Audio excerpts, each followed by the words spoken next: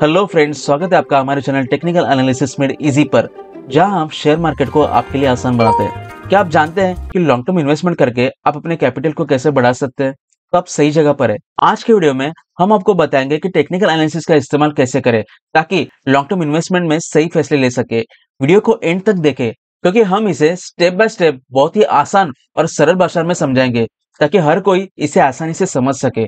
अगर वीडियो पसंद आए तो लाइक और कमेंट जरूर करें और चैनल को सब्सक्राइब करना ना भूलें। तो चलिए शुरू करते हैं। सबसे पहले हम समझते हैं कि टेक्निकल एनालिसिस क्या है। टेक्निकल एनालिसिस वो तरीका होता है जिससे आप किसी स्टॉक की प्राइस और वॉल्यूम के डेटा को देखकर ये समझ सकते हैं कि फ्यूचर में इसकी डायरेक्शन क्या हो सकती है, यानी कि ये स्टॉक ऊपर जा सकता है या नीचे आ सकता है। अब सवाल ये आता है कि लॉन्ग टर्म इन्वेस्टिंग में टेक्निकल एनालिसिस क्यों जरूरी है? क्योंकि ये आपको डिसाइड करने में मदद करता है कि कब किस स्टॉक को बाय करना सही रहेगा। इससे आप देख सकते हैं कि स्टॉक का ट्रेंड ऊपर की ओर है या फिर नीचे की तरफ। टेक्निकल एनालिसिस आपको गलत समय पर इन्वेस्टमेंट करने से बचा सकता है। अब हम स्टेप बाय स्टेप समझते हैं कि लॉन्ग टर्म इन्वेस्टमेंट के लिए टेक्निकल एनालिसिस कैसे करना चाहिए। सबसे पहले हमें चार्ट को समझना चाहिए। लॉन्ग टर्म इन्वेस्टमेंट के लिए आप वीकली या फिर मंथली टाइम फ्रेम का इस्तेमाल कर सकते हैं। एग्जाम्पल, अगर आप टीसीएस के शेयर में इन्वेस्टमेंट करना चाहते हैं तो उसके पिछले 5 साल के चार्ट को देखें और देखें कि पिछले 5 साल में ये स्टॉक कितना बढ़ा था। इसके बाद हमें ट्रेंड को आइडेंटिफाई करना है, यानी कि ट्रेंड को पहचानना है। ट्रेंड को पहचानने के लिए आप मूविंग एवरेजेस, प्राइस एक्शन या फिर ट्रेंड लाइन का इस्तेमाल कर सकते हैं। मूविंग एवरेजेस से ट्रेंड आइडेंटिफाई करना सबसे आसान होता है, इसलिए मैं 3 मूविंग एवरेजेस का इस्तेमाल करता हूँ। 100, 50, 20।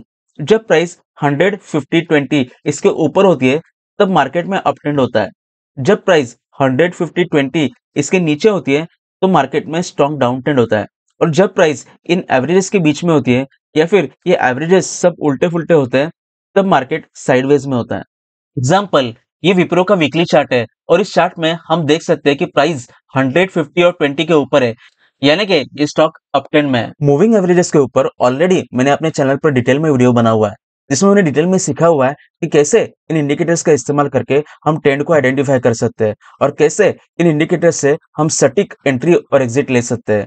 ऊपर आई बटन पे क्लिक करके आप इसे और डिटेल में सीख सकते हैं। अगर आप ट्रेडिंग के लिए या इन्वेस्टमेंट के लिए बेस्ट डिमैट अकाउंट खुलवाना चाहते हैं तो कुछ अच्छे डिमैट अकाउंट जिन्हें मैं खुद यूज करता हूँ उनका लिंक मैंने आपको डिस्क्रिप्शन में दे रखा है, तो डिस्क्रिप्शन जरूर चेक कर लीजिएगा। मूविंग एवरेज के बाद हमें सपोर्ट और रेजिस्टेंस को देखना है। सपोर्ट और रेजिस्टेंस वो लेवल होते हैं जहां स्टॉक की प्राइस रुकती है या फिर पलटती है। रिलायंस के इस चार्ट में हम यहाँ पे देख सकते हैं कि 1345 के आसपास एक स्ट्रॉन्ग रेजिस्टेंस है। प्राइस कई बार इस रेजिस्टेंस को टेस्ट करके नीचे आई। इस रेजिस्टेंस को प्राइस ने टेस्ट किया और फ्यूचर में अब जब प्राइस इस रेजिस्टेंस को ब्रेक करेगी तो यहाँ से प्राइस ऊपर की तरफ जा सकती है। सपोर्ट और रेजिस्टेंस के ऊपर मैंने अपने चैनल पर ऑलरेडी वीडियो बना हुआ है जिसमें मैंने डिटेल में सिखाया है कि सपोर्ट और रेजिस्टेंस लाइन कैसे ड्रॉ करते हैं और इन्हें लेकर बाय और सेल कैसे करें। ऊपर आई बटन पर क्लिक करके आप इस सपोर्ट और रेजिस्टेंस को और डिटेल में सीख सकते हैं। सपोर्ट और रेजिस्टेंस के बाद हमें इंडिकेटर्स का इस्तेमाल करना है और इसमें हमें सबसे पहले एमएसीडी इंडिकेटर का इस्तेमाल करना है। एमएसीडी एक स्ट्रॉन्ग इंडिकेटर है। जब एमएसीडी लाइन सिग्नल लाइन को नीचे से ऊपर की तरफ क्रॉस करती है तो एमएसीडी बाय का इंडिकेशन देता है और जब एमएसीडी लाइन सिग्नल लाइन को ऊपर से नीचे की तरफ क्रॉस करती है तो ये एमएसीडी सेल का सिग्नल देता है। एग्जाम्पल, रिलायंस के इस चार्ट में हम देख सकते हैं कि जब यहाँ पे इस ग्रीन लाइन ने यानी कि इस मैकडी लाइन ने इस सिग्नल लाइन को क्रॉस किया था ऊपर की तरफ तो मार्केट में काफी अच्छी रैली देखने मिली थी। लेकिन जब फिर से एक बार इस ग्रीन लाइन ने इस रेड लाइन को नीचे की तरफ क्रॉस किया था तो मार्केट यहाँ से नीचे आ गया था। इसके बाद हमें रिलेटिव स्ट्रेंथ इंडेक्स यानी कि आरएसआई इंडिकेटर को देखना है। जब आरएसआई 70 के ऊपर चला जाता है तो मार्केट ओवरबॉट हो जाता है, प्राइस नीचे आने के चांसेस होते हैं। वही अगर आरएसआई 30 के लेवल के पास आ जाता है तो मार्केट ओवरसोल्ड हो जाता है और यहाँ से प्राइस ऊपर जाने के चांसेस होते हैं। अगर आरएसआई 30 के लेवल के पास आता है और अगर आरएसआई में डाइवर्जेंस आता है तो ये बाय करने का एक स्ट्रॉन्ग पॉजिटिव इंडिकेशन होगा। एग्जाम्पल, टीसीएस के इस चार्ट में हम देख सकते हैं कि यहाँ पे ये लोअर लो क्रिएट हुआ था, इस लो से ये लो नीचे था, लेकिन आरएसआई में अगर हम देखेंगे तो यहाँ पे हायर हाई क्रिएट हुआ था, इसी को डाइवर्जेंस कहते हैं और उसके बाद टीसीएस में काफी अच्छी रैली देखने मिली थी। एमएसीडी और आरएसआई के ऊपर मैंने ऑलरेडी अपने चैनल पर डिटेल में वीडियो बना हुआ है जिसमें मैंने डिटेल में सिखा हुआ है कि इन इंडिकेटर्स का इस्तेमाल करके कैसे हम बाय और सेल के सिग्नल को कंफर्म कर सकते हैं। ऊपर आई बटन पे क्लिक करके आप इन इंडिकेटर्स को और डिटेल में सीख सकते हैं। इंडिकेटर्स के बाद हमें वॉल्यूम का एनालिसिस करना चाहिए। जब स्टॉक की प्राइस बढ़ रही हो और वॉल्यूम भी बढ़ रहा हो तो एक पॉजिटिव इंडिकेशन होता है। एग्जाम्पल, टीसीएस के इस चार्ट में हम देख सकते हैं जब यहाँ पे इस स्टॉक में जब अपट्रेंड एस्टेब्लिश हुआ था और जब प्राइस में स्पाइक आया था तो उस टाइम पे हम देख सकते हैं वॉल्यूम में भी स्पाइक आया था। वॉल्यूम अपने एवरेज वॉल्यूम से ज्यादा था, तो प्राइस के साथ साथ वॉल्यूम का बढ़ना एक पॉजिटिव इंडिकेशन यहाँ पे मिला था और उसके बाद काफी अच्छी रैली इस स्टॉक में हमें देखने मिली थी। वॉल्यूम एनालिसिस के ऊपर मैंने अपने चैनल पर डिटेल में वीडियो बना हुआ है, जिसमें मैंने डिटेल में सिखा हुआ है कि वॉल्यूम का इस्तेमाल करके कैसे बाय और सेल के सिग्नल को कंफर्म किया जाए।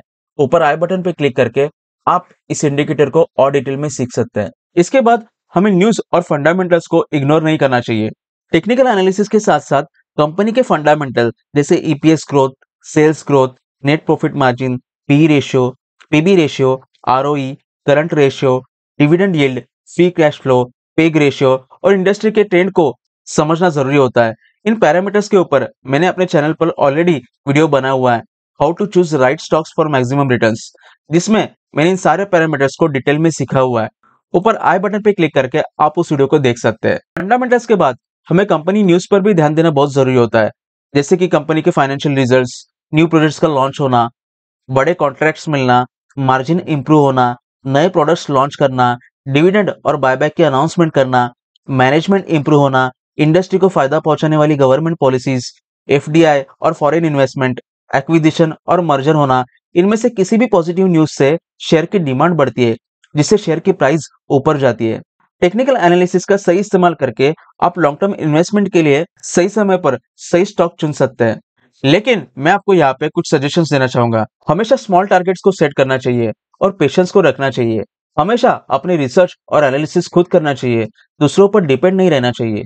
एग्जाम्पल, अगर आप किसी स्टॉक में इन्वेस्टमेंट करना चाहते हैं तो सबसे पहले उसका ट्रेंड देखिए, वो स्टॉक अप ट्रेंड में या नहीं, उसका वॉल्यूम बढ़ रहा है या नहीं, एमएसीडी लाइन सिग्नल लाइन को क्रॉस करके ऊपर जा रही है या नहीं जा रही है, आरएसआई में 30 के आसपास बुलिश डाइवर्जेंस है या नहीं। तो इन सारे टूल्स का, इन सारे इंडिकेटर्स का इस्तेमाल करके आप डिसाइड कर सकते हैं कि कौन सा स्टॉक आपके लिए बेहतर है। तो दोस्तों, ये था हमारा टेक्निकल एनालिसिस के जरिए लॉन्ग टर्म इन्वेस्टमेंट करने का आसान तरीका। अगर आपको ये वीडियो पसंद आई हो और आपको कुछ नया सीखने को मिला हो तो कृपया इस वीडियो को अपने दोस्तों के साथ शेयर करें। शेयर करने से ना सिर्फ उन्हें मदद मिलेगी बल्कि मुझे भी मोटिवेशन मिलेगा और मैं आपके लिए और भी इंफॉर्मेटिव वीडियोस बना पाऊंगा। आपके सपोर्ट के लिए बहुत धन्यवाद। चैनल को सब्सक्राइब करना ना भूले और बेल आइकन को जरूर प्रेस करें ताकि हमारे नए वीडियोस की नोटिफिकेशन तुरंत मिल सके। अगर आप ट्रेडिंग के लिए या इन्वेस्टमेंट के लिए बेस्ट डिमैट अकाउंट खुलवाना चाहते हैं तो कुछ अच्छे डिमैट अकाउंट जिन्हें मैं खुद यूज करता हूँ, उनका लिंक मैंने आपको डिस्क्रिप्शन में दे रखा है, तो डिस्क्रिप्शन जरूर चेक कर लीजिएगा। धन्यवाद, मिलते हैं अगले वीडियो में।